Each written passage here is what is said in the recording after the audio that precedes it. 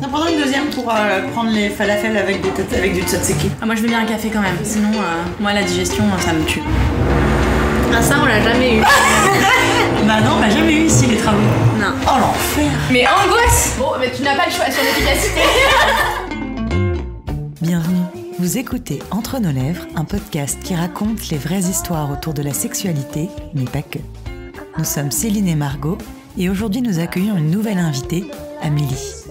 Amélie a 27 ans, et avec elle nous avons discuté d'alopécie, de Barbie et Ken et des orgasmes automatiques, de Montréal, des complexes que les autres nous créent et des blagues de nos oncles au repas de famille, mais surtout de lâcher prise. C'est parti. Alors, est-ce que ça te plaît d'être une femme ? Je me suis jamais trop posé la question au final. J'imagine que oui.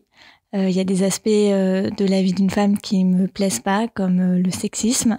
Mais en dehors de ça, par rapport à moi, à mon corps, oui, ça me plaît. Ce serait quoi pour toi la féminité ? Pour moi, la féminité, en fait, je me suis pas mal éloignée de cette notion, on va dire. Je me suis rendu compte que c'était un peu une construction de code que la société avait érigé. J'ai l'impression qu'être féminine, en fait, c'est un peu cocher des cases. Et j'ai jamais trop eu l'impression de les cocher parce que je suis pas quelqu'un, par exemple, qui se maquille beaucoup ou autre. Et il se trouve qu'en plus, je perds mes cheveux. Donc forcément, comme les cheveux sont beaucoup associés à la féminité, il a fallu se construire, pas sans ça parce qu'il m'en reste, mais avec cet aspect-là. J'ai commencé à perdre mes cheveux quand j'avais 4 ou 5 ans, donc j'étais toute petite. Et c'est ma mère qui a découvert une petite plaque sans cheveux. C'était à peu près de la taille d'une pièce de monnaie. Et voilà, j'ai eu ça toute ma vie durant. C'est lié à une maladie ? C'est considéré comme une maladie auto-immune, ce que j'ai. Ça s'appelle la pelade, ou aussi alopécie areata. Et c'est du coup une maladie auto-immune dans le sens où ça va être notre propre corps qui considère que nos cheveux ou nos poils n'ont pas forcément leur place sur le corps. Donc il les fait tomber, tout simplement. Et moi, ça a toujours pas mal évolué depuis que je suis petite. Mais j'ai jamais eu tous mes cheveux qui sont tombés, ce qui peut arriver. Et ça a toujours été par plaques, du coup des petites plaques chauves qui peuvent s'étendre, qui peuvent repousser aussi. Donc c'est assez aléatoire et imprévisible. Et je m'en suis rendu compte plutôt quand j'étais au collège-lycée. Ça a commencé à se faire moins discret dans le sens où, par exemple, dans la nuque, j'avais quasiment pas de cheveux. Donc, vous savez, par exemple, les petits cheveux qu'on a ou qu'on appelle les cheveux de bébé dans la nuque quand on s'attache les cheveux, moi, j'en avais pas du tout.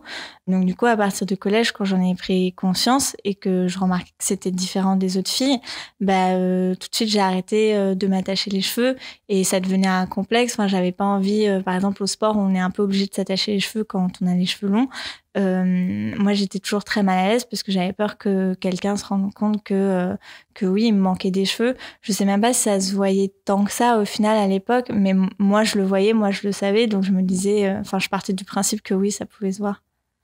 Il y a déjà eu des camarades ou des amis ou des gens qui ont eu des réactions ou des mots pas très bienveillants envers toi à cause de ça ? Du coup, comme je le cachais beaucoup, c'était rare les gens qui le voyaient. Enfin, peut-être qu'ils le voyaient et qu'ils disaient rien, en tout cas. Après, c'est arrivé qu'on me dise « Ah, c'est bizarre, t'as un trou dans les cheveux » ou ce genre de choses. Et tout de suite, ça me braquait. Après, c'était pas méchant. Enfin, je comprends cette réaction parce que oui, en soi, c'est bizarre. C'est pas quelque chose qu'on est habitué à voir. Donc, ça partit pas d'un mauvais fond, je dirais. C'était plus de la curiosité, voire de la maladresse. Et sinon, dans les gens à qui j'en parlais, il y avait pas forcément de réaction négative. Mais c'était plus... on avait tendance un peu à minimiser peut-être l'impact que ça pouvait avoir. En fait, j'avais l'impression que pour les autres, c'était presque un non-sujet. Alors que moi, quand j'étais jeune, c'était un sujet en fait. C'était mon quotidien, c'était beaucoup de stress, beaucoup de honte. Et du coup, j'aimais pas en parler parce que j'avais l'impression que les gens comprenaient pas le mal-être que ça me donnait. C'est toujours une honte aujourd'hui pour toi ? Non, plus du tout. Mais ça a été long parce qu'au final, c'est assez récent. Le fait que ce soit plus une honte, ça date d'il y a, je dirais 1 ou 2 ans, grand maximum. Et c'est plus une honte parce que j'en parle ouvertement. J'ai notamment créé un compte Instagram pour parler de la chute de cheveux, pour me montrer telle que je suis.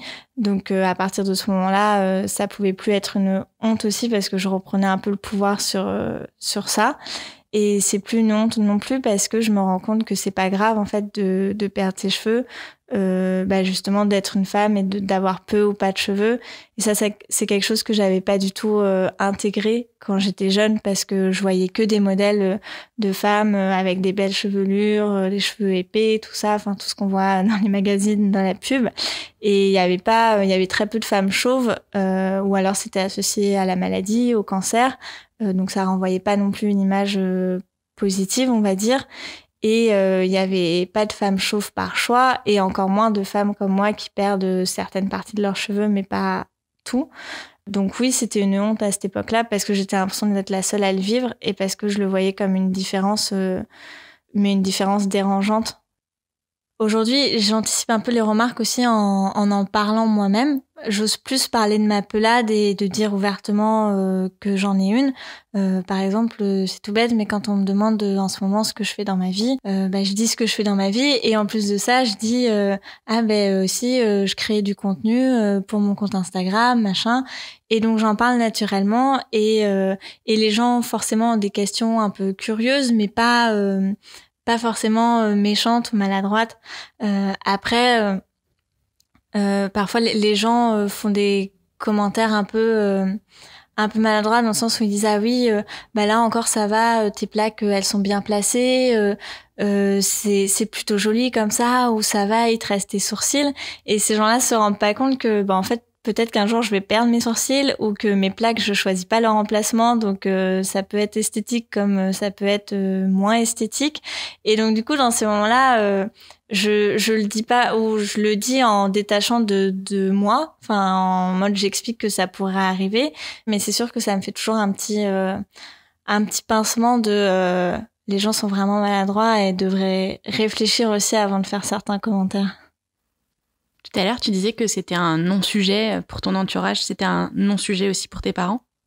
Non, c'est marrant parce que j'en ai reparlé à ma mère il y a pas très longtemps et elle me disait que je lui en parlais pas tant que ça non plus quand j'étais au collège ou au lycée. Donc je pense qu'elle se rendait peut-être pas compte à quel point c'était dur pour moi à l'époque. Mais c'était pas un non-sujet pour elle dans le sens où elle faisait des recherches aussi de son côté. Elle avait envie de pouvoir trouver une solution s'il y en avait. Ça avait quand même un poids pour elle et pour un parent c'est compliqué de voir ça chez son enfant parce que surtout comme c'est considéré comme une maladie auto-immune, il y a aussi un lien psychosomatique où on dit souvent que cette expression du corps c'est probablement lié à un choc ou aux émotions et tout. Il n'y a pas de fait scientifique qui avère de ça, mais c'est quelque chose qu'on entend couramment dans le milieu des maladies auto-immunes. Donc je pense que pour un parent, tu dois te dire mince, est-ce que c'est de ma faute ? Qu'est-ce que j'ai fait de mal ? Est-ce que j'aurais pu y faire quelque chose ? Et j'en ai pas parlé avec elle, mais je pense qu'il y a un peu de cette culpabilité aussi de voir son enfant vivre quelque chose ou avoir une souffrance de quelque chose et de pouvoir rien y faire parce qu'en soi elle pouvait rien y faire. Enfin elle m'a accompagnée à des rendez-vous médicaux et tout ça, mais elle pouvait rien faire de plus quoi. Oui, puis peut-être que si elle en avait fait un sujet ça t'aurait encore plus complexé. Après je pense qu'il y avait un peu de ça aussi, enfin pas de manière explicite dans le sens où elle m'a jamais dit des choses violentes par rapport à ça ou de me cacher ou quoi, mais je sentais que c'était mieux quand ça se voyait pas. C'est des choses très subtiles et j'en veux à personne à ce niveau-là, mais par exemple si je me découvre la tête, si je monte ma pelade telle quelle, on n'y fait pas attention, mais on va pas me faire de compliments non plus dans ces moments-là, alors qu'en famille pendant une année j'ai porté une espèce de perruque en fait parce que la chute de cheveux avait atteint le dessus de ma tête et à chaque fois que j'avais la perruque on me disait que j'étais belle, que ça m'allait bien, que j'étais jolie et c'est des choses qu'on me disait pas si je montrais ma tête telle quelle avec la pelade apparente et c'est des petites choses mais tu sens qu'il y a une différence de traitement et que c'est mieux quand ça se voit pas et que c'est caché que quand c'est montré. Après, comme je disais, c'était pas un non-sujet pour ma mère parce que elle m'accompagnait, elle était là pour moi et notamment dans les rendez-vous médicaux. Par exemple, on a été ensemble à un centre dermatologique à Paris qui est spécialisé dans les maladies du cuir chevelu et notamment de la pelade, de la perte de cheveux.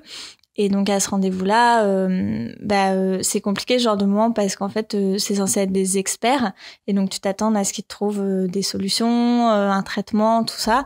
Et en soi, on m'a rien appris de plus que ce que je ne savais déjà, c'est-à-dire que j'avais une pelade.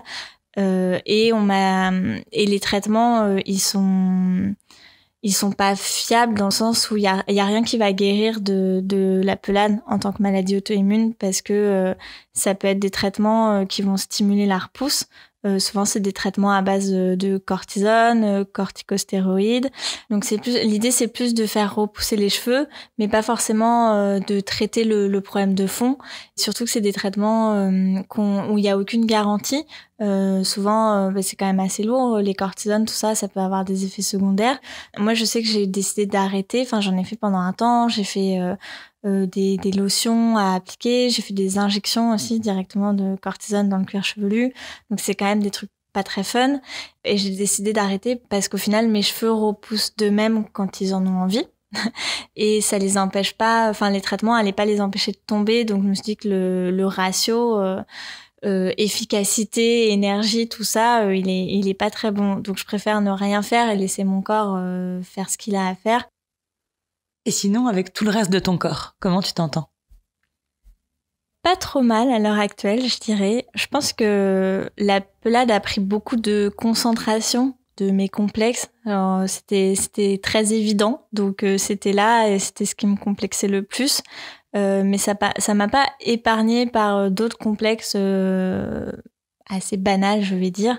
Quand j'étais plus jeune, c'est marrant parce que, enfin, il y a pas lieu de complexer là-dessus, je m'en rends compte. Mais mon frère et ma sœur me charriaient beaucoup sur mon nez. Je sais pas d'où c'est venu, mais ma sœur notamment me disait que j'avais un gros nez.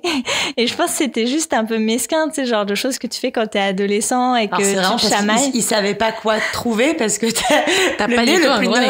C'est clair. Je m'en rends compte aujourd'hui, mais du coup, t'as grandi. Je les ai cru. Ouais. Mais ouais, il y a une petite anecdote de comment on peut créer un complexe bêtement. Et sinon, à part ce nez que au final j'aime bien, je m'entends plutôt bien avec mon corps et je ressens de moins en moins le poids des complexes. Il faut savoir que, enfin, j'ai un corps mince dans la norme, on va dire, et pourtant ça m'a pas empêché de longtemps complexer sur mon ventre parce que j'avais, enfin, et même encore, j'ai un ventre un peu de bébé qui est pas genre plat comme on voit dans les magazines. Et ça a été un gros complexe pendant longtemps, genre avec mes amis, j'osais pas me mettre en maillot de bain et personne comprenait parce que je suis toute mince, donc ils disaient, ah, mais t'as pas complexé. Puis moi j'étais, mais si, ce ventre-là, il est pas plat. Mais ouais, il y a eu ce complexe-là pendant longtemps et je commence tout juste au final, je pense grâce à aussi le travail que j'ai fait par rapport à ma pelade, à lâcher prise là-dessus et à me mettre en maillot plus librement et à pas vouloir cacher tout mon corps. Pareil avec les poils, pendant longtemps, il fallait qu'il y ait aucun poil nulle part et aujourd'hui, je me réconcilie avec et c'est cool, ça fait du bien de lâcher prise sur toutes ces choses. Tout à l'heure, tu nous as parlé de tes frères et sœurs. Elle était comment, votre enfance, du coup ? Vaste question. Ouais, assez compliqué parce que nos parents ont divorcé quand on était jeunes. Je devais avoir à peine 3 ou 4 ans, donc jeune. Et en plus de ça, on a grandi donc avec ses parents divorcés pendant un peu moins de 10 ans, je dirais. Et puis après, on a grandi aussi sans notre père parce qu'il est parti, tout simplement. Il a disparu dans la nature en laissant une petite lettre derrière lui. Et donc, à l'époque, moi, j'avais 9 ans. Et donc, pendant 2 ans, on savait même pas, en fait, s'il était encore en vie ou quoi. Enfin, on savait rien du tout là-dessus. Après ça, on a eu des contacts avec lui, mais assez éloignés. Enfin, il a refait sa vie dans une autre région de la France que notre mère. Et donc, la partie enfance, elle a quand même été rythmée par ses rapports familiaux pas très marrants. Donc je pense que ça a été compliqué, ouais. Et quand tu vous as laissé cette lettre, il vous a expliqué ce qui l'avait motivé à partir? Pas trop. En fait, c'était pas une lettre de départ. Enfin, c'était pas une lettre où il disait qu'il partait. C'était une lettre où il disait qu'il allait mettre fin à sa vie. C'est ma mère qui a découvert tout ça. Mais oui, enfin, dans cette lettre, il expliquait pas grand-chose. C'était plutôt une lettre, un peu de fin de vie, en mode moi ça va pas et voilà, et prenez soin des enfants. Mais des explications du coup de ce qui s'est après. J'ai fini par les avoir pour en avoir parlé avec lui. Et non, on a eu une conversation où je lui ai demandé un peu s'il y repensait, tout ça. Et voilà. Et lui, à l'époque, il avait des soucis dans sa vie, il allait pas bien. Et pour lui, c'était plus simple. Enfin, c'était même pas plus simple. J'ai l'impression que ça s'est fait sur un coup de tête, qu'il est parti et qu'à partir du moment où il était parti, c'était trop compliqué de revenir en arrière, ce que je peux plus ou moins comprendre. Et voilà, et les explications aussi, ça aide à prendre du recul aussi, à humaniser un geste qui paraît incompréhensible. Et je comprends encore, dans mon entourage, j'ai des personnes qui veulent pas entendre parler de mon père et je comprends pourquoi. Mais moi, j'aime bien comprendre les gens et j'avais envie de donner cette opportunité-là à mon père. Ta mère, elle fait partie de ces gens qui veulent plus entendre parler de lui? Pas du tout. Elle a jamais cherché à nous diviser, en tout cas consciemment.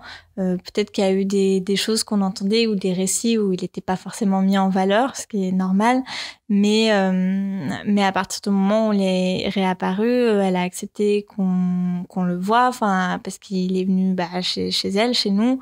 Peu de temps après, on est parti en vacances chez lui. Elle a accepté, alors qu'on était jeunes, qu'il n'avait pas non plus fait preuve de beaucoup de bonne volonté jusque-là.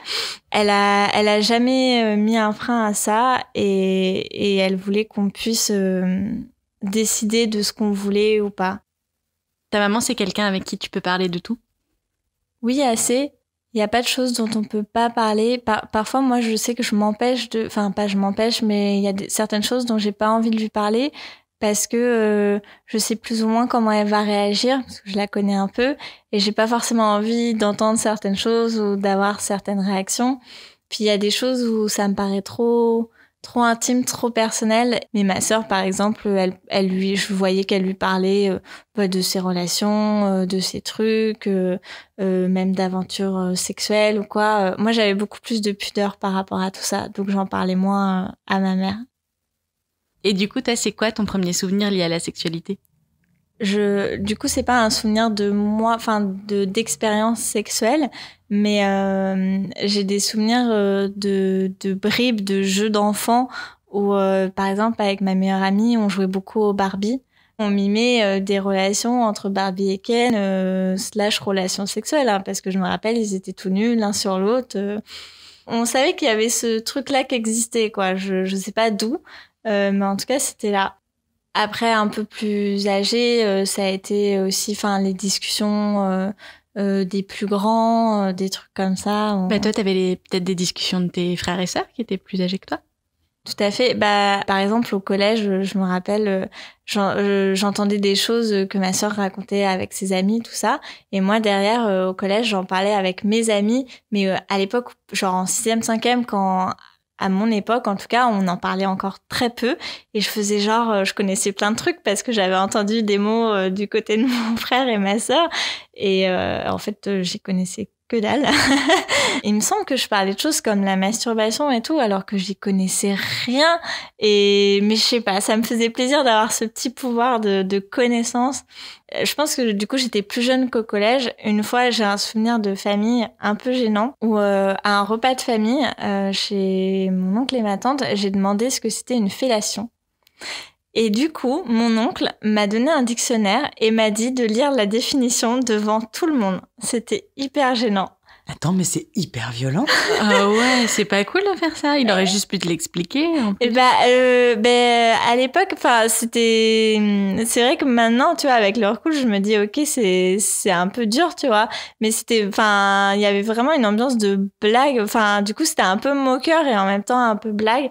Et je pense pas que je l'avais vraiment fait. Enfin, j'avais dû lire et te taire. Et me taire. Enfin, parce qu'on va aller checker, mais je pense que t'as une définition hyper violente, mais voilà. Simulation sexuelle de l'homme qui vise à l'exciter et le faire jouir en suçant et léchant son pénis de manière constante et sensuelle.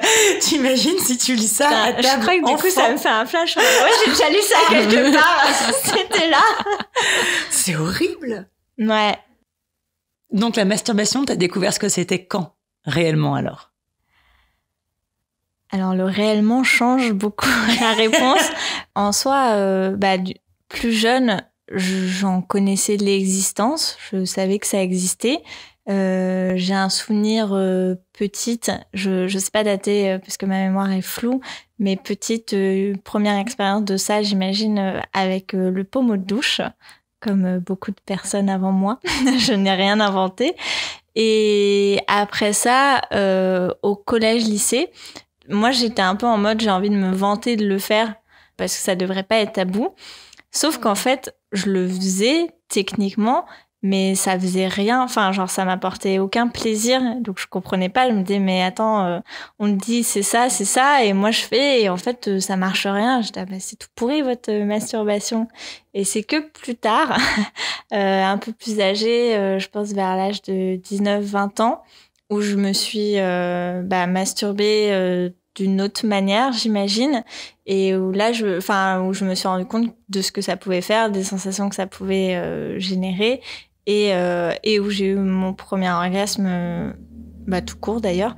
J'ai l'impression que on a à peu près le même âge, mais quand j'étais au collège-lycée, la masturbation féminine, en tout cas, moi, la seule représentation que j'en avais, c'était vraiment, concrètement, se doigter. Enfin, tu vois, fallait se mettre un doigt quelque part, et grossièrement. Et c'était ça, tu vois. Et c'était tout. Et on ne disait pas plus, tu vois.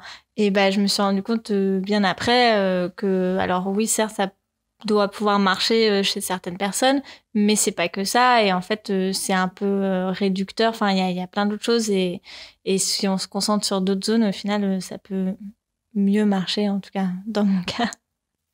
Est-ce que le sexe était quelque chose qui t'intriguait, que t'avais hâte d'expérimenter? Pas trop. Déjà, je me voyais pas forcément en couple ou quoi, enfin en termes d'affinité, pour moi c'était compliqué, la relation à l'autre. Alors, rajouter à ça la sexualité, c'était encore plus compliqué. Donc, au final, ça me donnait pas trop envie. Du coup, ta première fois, elle s'est passée comment?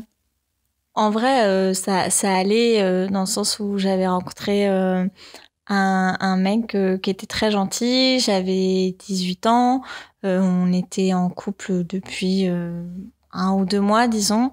Et voilà, c'était cool dans le sens où j'étais avec quelqu'un de gentil qui m'a pas mis la pression non plus, et qui a été plutôt doux. Mais après, en vérité, j'en garde peu de souvenirs et ça m'a pas tant marqué. C'est à partir de quand que t'as commencé à prendre du plaisir dans ta sexualité?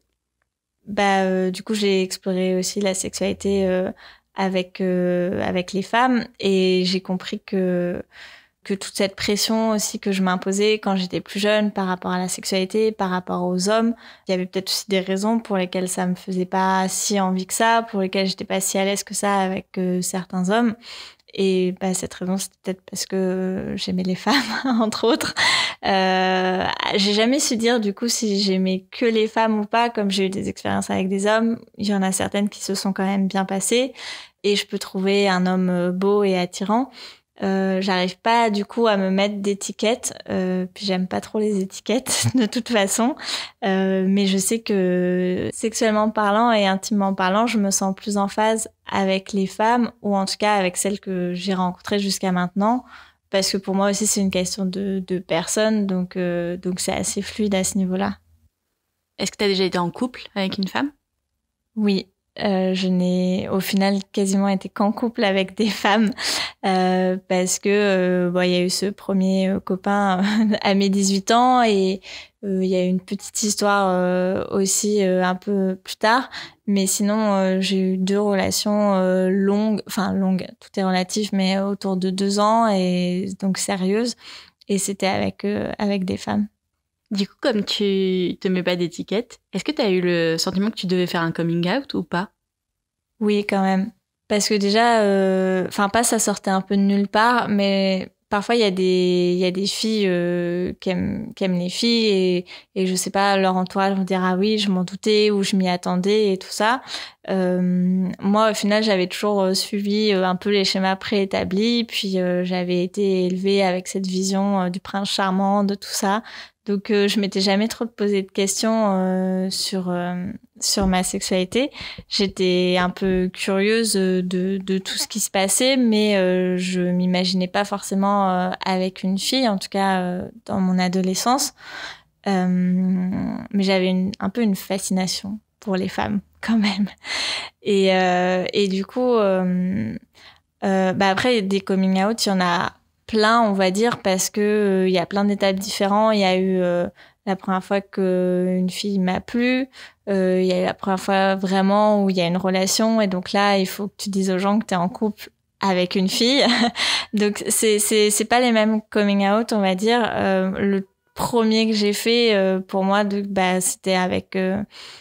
déjà à moi-même, de me rendre compte que il y a anguille sous roche, mais parce que quand je faisais mes études à Montréal, je revenais souvent les étés en France et il y a un été notamment où, mon premier été où je suis revenue en France où j'ai rencontré une fille qui était ouvertement lesbienne, qui assumait, qui en parlait, tout ça.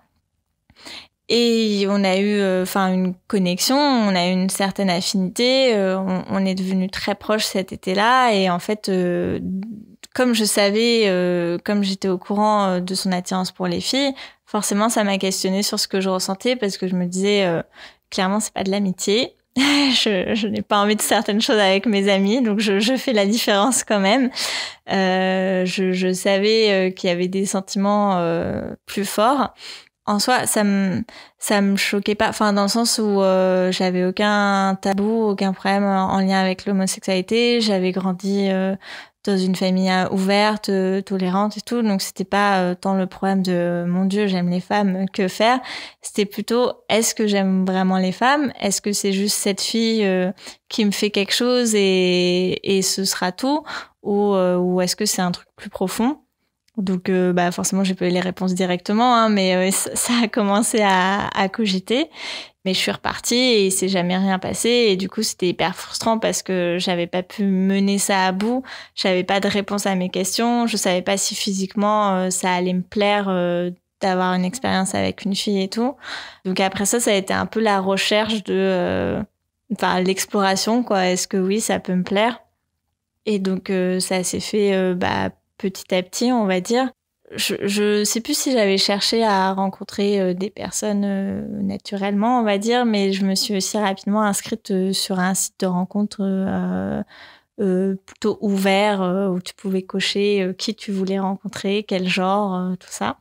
Et j'ai eu un premier rencard avec une fille et c'était bizarre. C'est pas que c'était bizarre, mais dans le sens où t'as l'impression de tout repartir à zéro, tu sais. Et puis en plus, c'est vraiment l'idée que tu vas peut-être avoir une première fois hyper différente, qu'il y a plein de choses à réapprendre. Et donc, je suis allée à Sandcar et ça s'est bien passé, c'était hyper décontracté et tout. Ça m'a aussi donné une première expérience où on a fait l'amour quand on s'est rencontrés. Mais c'était plutôt elle qui s'occupait de moi, on va dire, et moi je faisais pas grand chose, je me laissais faire parce que je savais pas et j'avais peur de mal faire, donc voilà. Mais je me suis dit ah oui, c'est pas désagréable en tout cas.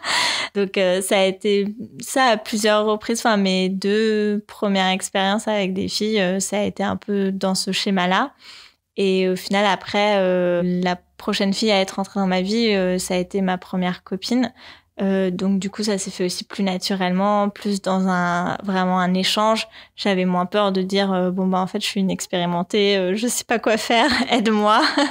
Mais donc ouais, c'était beaucoup plus dans l'échange, dans la communication aussi.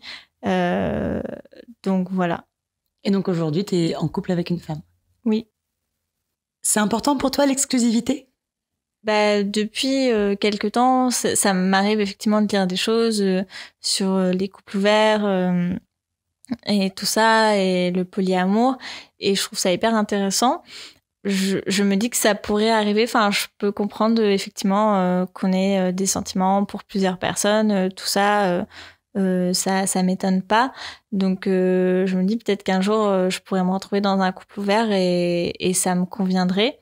Mais en soi, je sais absolument pas comment je réagirais si j'étais en couple ouvert ou en relation polyamoureuse. Je pense que ça réveillerait aussi beaucoup de choses. Enfin, je pense que ça demande un peu de travail sur soi et d'être un peu au clair en termes de jalousie et tout. Donc, c'est quelque chose qui me rend curieuse, mais que je sais pas si j'ai envie de vivre. Des 5 sens, c'est lequel pour toi qui est le plus lié à la sexualité ? Je dirais le toucher, qui est une réponse assez simple, mais c'est vrai que pas forcément toucher les parties génitales ou quoi, mais juste rien que le contact avec la peau, tout ça, c'est quelque chose de très sensuel à mes yeux. Moi, je sais que dès que dans mes relations, quand il y a des petites caresses ou quoi, c'est quelque chose qui va vite éveiller mon désir. Donc je rapporte beaucoup le toucher à la sexualité, oui. Et est-ce que c'est facile pour toi de jouir ? Oui, assez, beaucoup. Oui, en fait, c'est marrant parce que je cherche pas à faire de comparaison entre mes relations hétéro et mes relations homosexuelles. Mais c'est vrai qu'avec des mecs, j'ai rarement eu vraiment de plaisir. C'était toujours des rapports assez autocentrés sur le mec, sur son plaisir. Donc la question se posait pas tant. Quand j'ai découvert moi ce que c'était l'orgasme toute seule, je me suis dit ah oui c'est ça, et effectivement je ne l'ai pas dans mes rapports sexuels, mais ça existe. Et par contre avec mes copines, enfin dès mes relations de couple, c'est quelque chose qui a été très automatique de jouir pendant un rapport sexuel. Et je pensais pas que ça pouvait être aussi automatique. Donc ça a été un peu la révélation en mode quoi, on peut avoir un orgasme à chaque rapport? Pourquoi personne ne le dit? Mais bon, j'imagine qu'il faut bien que des gens restent hétéros. Tu veux dire qu'on est là pour la moyenne, c'est ça? Après, petite boutade, hein, je sais bien que dans des relations hétérosexuelles, on peut vivre des choses épanouissantes et encore heureux, mon Dieu. Mais en fait, moi, après, du peu d'expérience que j'ai au final, mais j'ai l'impression que oui, c'est automatique à chaque rapport avec une femme, en tout cas, et que ça demande pas... comment dire, ça demande pas tant d'efforts, quoi. C'est très simple, c'est très efficace. Après, bien sûr, il y a plein de choses à faire, il y a plein de choses à explorer, à stimuler et tout. Et tu peux faire durer le plaisir comme tu veux. Mais disons que je trouve ça, au final, aussi mécanique chez une femme que chez un homme. C'est juste qu'on s'en rend moins compte. Enfin, dans ma tête, c'est assez mécanique parce que je sais que si je veux, je peux me donner un orgasme hyper facilement. Et donc, je sais que si ma copine, elle veut, elle peut me donner un orgasme tout aussi facilement. Après, bien entendu, il y a des fois où ça marche pas pour X raison ou quoi. Et il y a pas que ça non plus. Enfin, l'orgasme n'est pas une finalité en soi. Et en fait, c'est juste que j'ai l'impression que du coup, dans des rapports homosexuels, enfin, femmes plutôt, le clitoris va être au centre de la relation sexuelle, alors que c'est pas forcément le cas dans un rapport hétéro. Et sauf que pour moi en tout cas c'est là que le plaisir ou l'orgasme va venir, donc forcément c'est plus facilement automatique parce que si on se concentre là-dessus ça peut aller très vite, alors que si tu passes par d'autres choses ça peut être plus long, quoi. Et pourquoi est-ce que tu as voulu venir nous parler de tout ça? Qu'est-ce qui était important pour toi? J'avais envie de venir vous parler parce que comme je l'ai dit plusieurs fois, j'aime bien parler des choses. Moi, je suis quelqu'un qui me suis beaucoup construit grâce aux histoires que j'écoutais ou que je voyais. Je sais que la représentation, elle est hyper importante pour certaines personnes. Et du coup, je me suis dit, peut-être que mon histoire, enfin, certaines bribes de mon histoire ou certains de mes cheminements vont faire écho chez quelqu'un et vont l'aider aussi à accepter quelque chose. Donc, j'avais un peu envie de faire ça. Enfin, je me suis dit, si ça peut offrir ça à quelqu'un, c'est hyper cool. Pour moi, c'était important aussi de pouvoir parler de l'alopécie en lien avec les relations intimes, parce que je sais que c'est quelque chose qui m'a beaucoup complexée, que en couple, ça a jamais été un problème parce que j'étais avec, je suis encore avec des personnes bienveillantes avec lesquelles je pouvais en parler. Et c'était pas du tout un tabou. Mais par exemple, je repense à la période où j'avais des histoires d'un soir ou des relations pas vraiment sérieuses.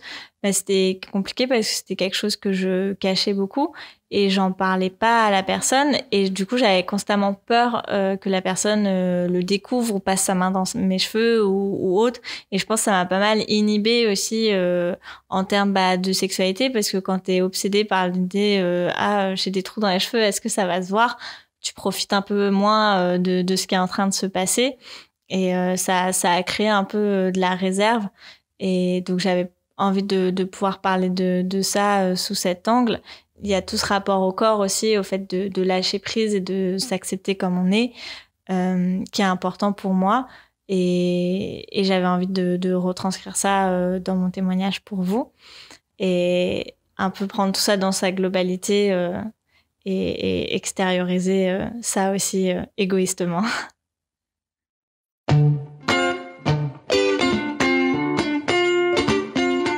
Pour ne pas rater le prochain épisode d'Entre nos lèvres, abonnez-vous à ce podcast. Vous pouvez également nous suivre sur Instagram, Facebook et Twitter, @entrenoslèvres, ou sur notre site internet entrenoslèvres.fr où nous écrivons aussi. Et n'oubliez pas de vous inscrire à notre super newsletter. Tous les 15 jours, à l'annonce du nouvel épisode, on partage avec vous 5 chouettes recommandations.